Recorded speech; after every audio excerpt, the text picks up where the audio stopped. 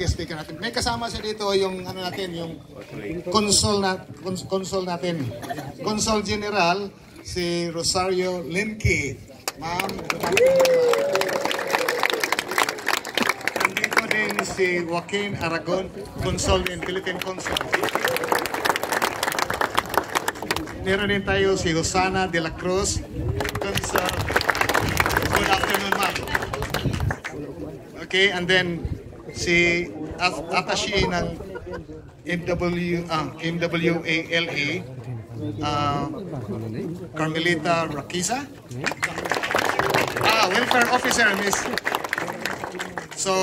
Miss Grace de la Cruz, welfare attaché. Assistant. Okay, sorry. Labor attaché. Good afternoon, ma'am. Good afternoon, ma'am. Yeah, welcome to GOM. And counselor, right? Yeah, okay. Ma'am, sir, welcome to Cortec Workforce Housing. My name is June Ganaan. Ako ngayon yung assistant campus. Yung campus namin nasa Manila siya is doing interview safety indoctrination for workers na papabalik dito sa COM. Okay, so we're expecting mga 500 o more. Babalik dito. So, para naman tayo? Meron na nakatayo doon, no? Umpisahan na natin, ano? So, I'll present you si Mr. Arnel Ignacio, Administrator ng Overseas Workers Welfare. Ang saya naman pupunta rito, yehe kagad. Yan na, puro lalaki. Paano yun? Paano? Maria na lang, Maria. Kinakaya na lang. Bahala na. Mukhang masayang pumunta rito dahil mukhang kontento kayo. Laman! Masaya rito. Paano lang tayo rito? Kwentuhan, chikahan? Laman! Ano ba pwede nating matulong dito? Mukhang kami patutulungan nyo eh. We just had a meeting with Cortec and na-meet namin ang kanilang mga opisyal and napakaganda naman ng amin na pagkwentuhan. I think you're very, very well taken care of. Mukhang meron pa kayong pa-loan pala dito. Batumina. Ayun naman, pag nakita nyo awang, iisipin nyo naman kung ano pera eh. Tayo eh. Pero ang sarap ng pakiramdam na nakakakita ako ng mga workers na dumarating pala ako nakangiti na, ang ibig sabihin, ang ganda-ganda ng iyong kalagayan dito.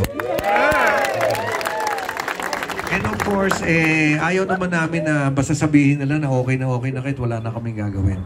And siyempre, ang OWA, ang DMW, ang DFA, nandito, kasama nyo pa rin yan. Kung ano man ang inyong concerns. Kahit na pampasaya na lang.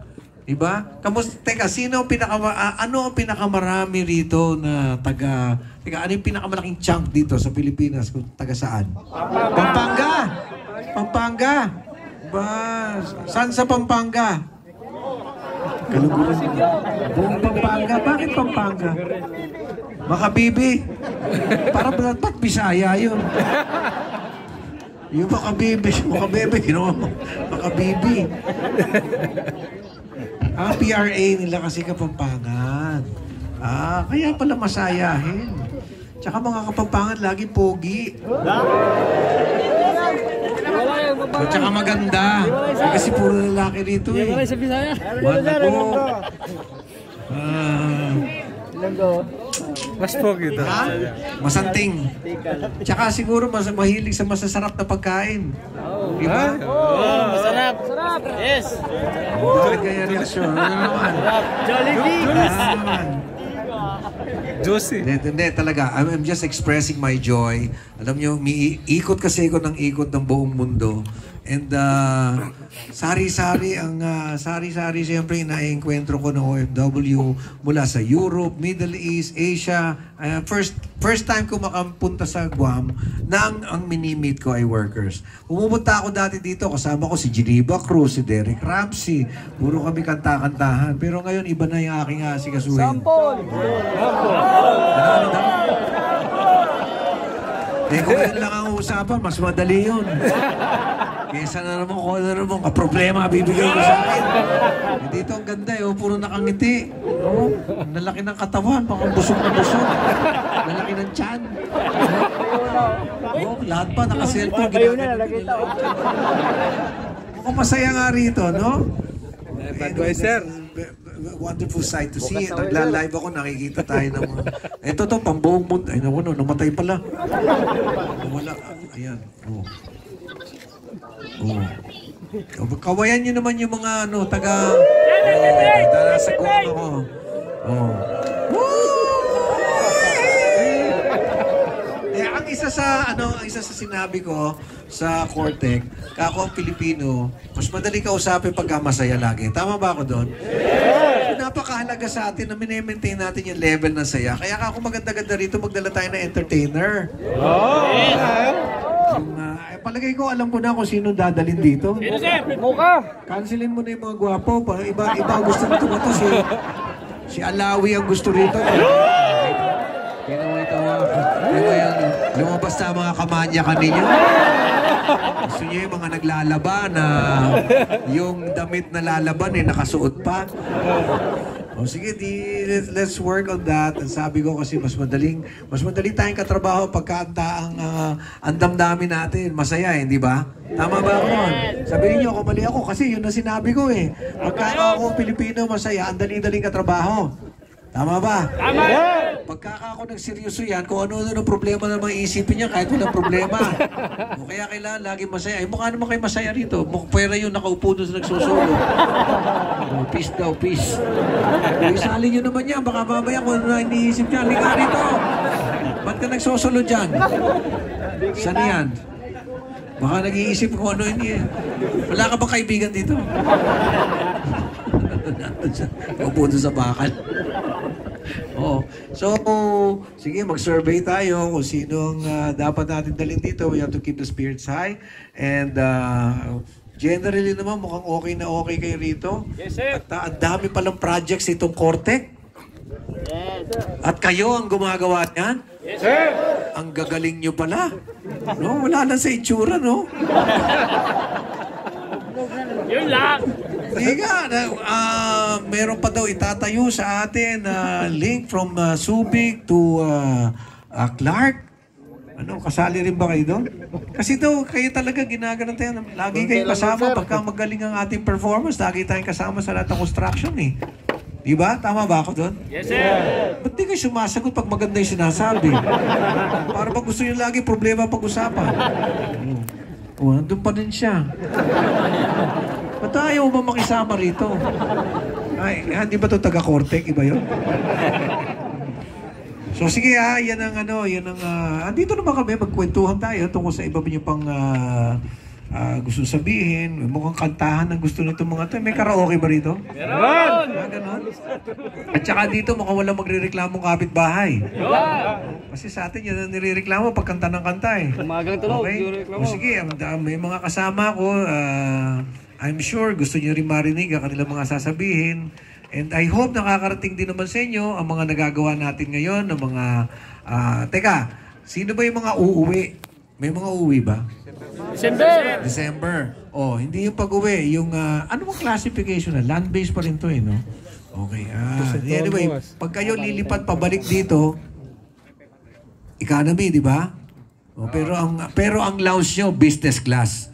Ito, kung kayo dadaan ng Terminal 1, meron na kayong OFW lounge.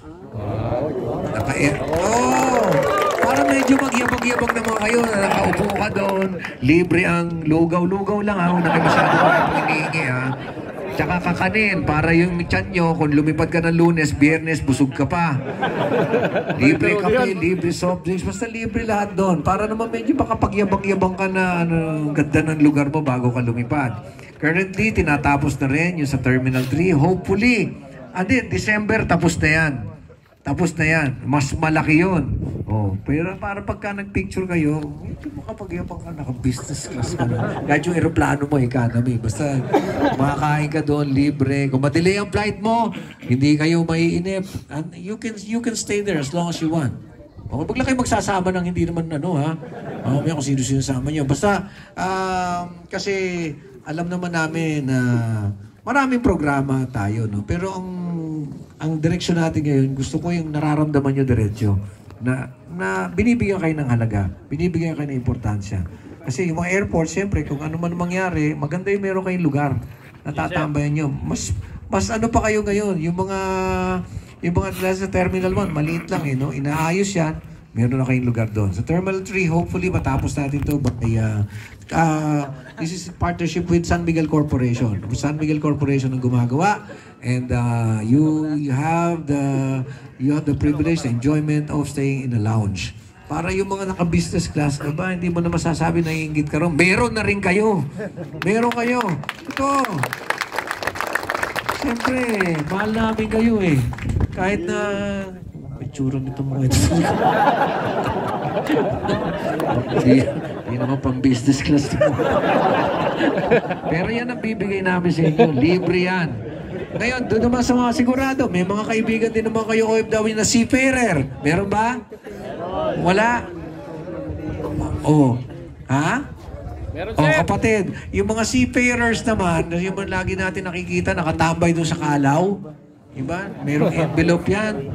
Tapos, nagtutoothpick para kunyari kumain na. Diba? Toothpick na lang, yung ending na lang ang ginagawa. O meron tayong tinatayo, matatapos na yan by July, Seafarers Hub. Ito, tambayan lang ito. Naka-aircon yan. Meron ng, para hindi sila nabobola ng mga ambulance chaser na abogado, meron tayong lalagay na abogado dyan para yun na mismo kinakausap nyo na matuturuan kayo ng tama. Alam mo naman, minsan di natin alam kung yung mga pinagpipirmahan natin, pirma tayo ng pirma. Meron na kayong ganun doon. Of course, food will be free. It has a 24, it will be operated 24 hours para doon sa mga kaibigan nyo, kapatid, kamag-anak ng mga seafarer. Pero pwede rin naman kayong pupunta ron. Pwede rin, wala naman. Nakalagay lang seafarers kasi nandun sila nakatambay. Ilang taon na yon nakatambay sila sa may kalaw. Diba? Ba't ka natatawa? Hindi mo nakakatawa yung sinasabi ko. Parang iba na to Doon ka na nga rin sa bakal doon sa mga parang, ay, nawala na. Ha? Sana? Ito, kapapangan ka ba? Ano? Manila?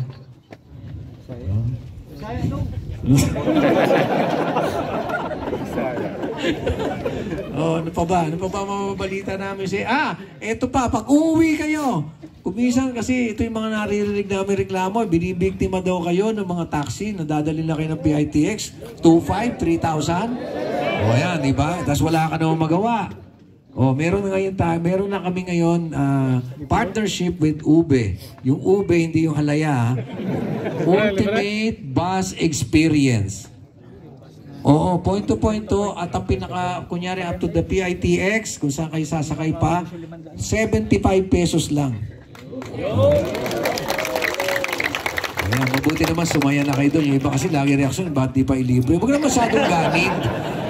Libre na nga basta ano lang, register mo lang, ha? Tapos ini-expand nila to para hanggang doon sa mga kaduluduluhan ng probinsya makaabot. Currently, parang maabot na to hanggang Cavite. So ano pa ba? Teka, ano pa ba babalita ako sa inyo? Ano pa ba? Ano pa ba ako nakalimutan? Ay, hindi, yung Ayos truck. Yung Ayos truck naman, I'm sure, nakita nyo na ba yun, yung Ayos truck natin? Hindi pa, sir. 3 itong 10-wheeler na mayroong wifi, may shower, may kitchen, may generator, kumpleto ng ilaw na malalakas. Na bakit tayo gumawa nito? Itong OWA Ayos truck, kung merong mga nangyayari, bagyo, lindol, doon sa mga lugar kung saan, taga saan kayo, siyempre nag-aalala kayo sa mga kamag-anak nyo, tama ba? Yes, sir. O hindi masyado. Bahala na kayo sa puno. Ito, padadala natin doon para meron na tayong libreng pagkain, yung wifi, makako sila. At siyempre, pagka merong mga ganitong bagyo, lindol, napuputol ang kuryente, may generator to, 2. Para meron silang ilaw, meron silang makapag-charge ng phone, at merong wifi. Para you can maintain contacts with the people you love, with your loved ones, relatives, anak, misis, pangalawa, pangatlo. Kaya magkaroon ng lindol sa Pampanga, kinakausap nyo, taga Visayas. So yan lahat, iniisa-isa natin para maramdaman nyo na lagi namin kayo naaalala. Yung mga ganitong bagay kasi, ang lakas maka-torture sa isip di ba? Pagka nag-aalala ka. So, yan. At meron pa ba ako nakakalimutan? Yung Tinbo, para libre ang tawag. Pero yun naman, bibigyan kayo ng Tinbo partnership natin with PLDT and Smart. Magkakaroon kayo ng virtual na SIM card. Bibigyan kayo ng numero niyan, ang registration niya sa Pilipinas, no? Yung tawag doon, libre. Para kung sakasakali meron kayong need for any emergencies, you can call 1348. Yan yung hotline ng OWA. At kung sakasakali yung drop your call, you drop yung inyong tawag, your call, matitrace namin kagad ang numero and magre-return call kagad yung OWA hotline sa inyo. Mukha naman dito, wala naman kayo masyadong problema Sir. O gusto nyo, pwede rin naman kayo makipagkwentuhan doon kung ano mga chismis sa mga artista ngayon, kung ano man pwede pa rin naman. Bukas yung hotline natin, 1348. Hindi ko, palagay ko lang kung magagaling dito ang tawag, +632 1348. Ay, komportable siya talaga. Tinignan lang kayo isa-isa, Okay? So, we're staying for more. Pakinggan naman natin din. Hindi naman tutungkol lang sa akin. Pero ang nararamdaman ko lang, ang saya-saya ko, na nakakita ko ng mga ating mga workers, na mukhang naman talagang napakagagaling. Dahil hindi ba galing dito sa Cortec no? Diba? Ilan kayo, ilang taon na kayo dito sa Cortec? 35? Parang nandito. 35 in Guam. Parang nauna ka pa doon sa mga chamorro dito. Parang tinatanim pa lang yung mga puno rito, nandito ka na. Kaya talaga ito pala ng dapat tumakbo ka na rin. Nakita ko, dami mga tarpaulin Iboboto na kita. Ano nga ba pangalan ni Sir? Jun Banaag. Doktor lang pala.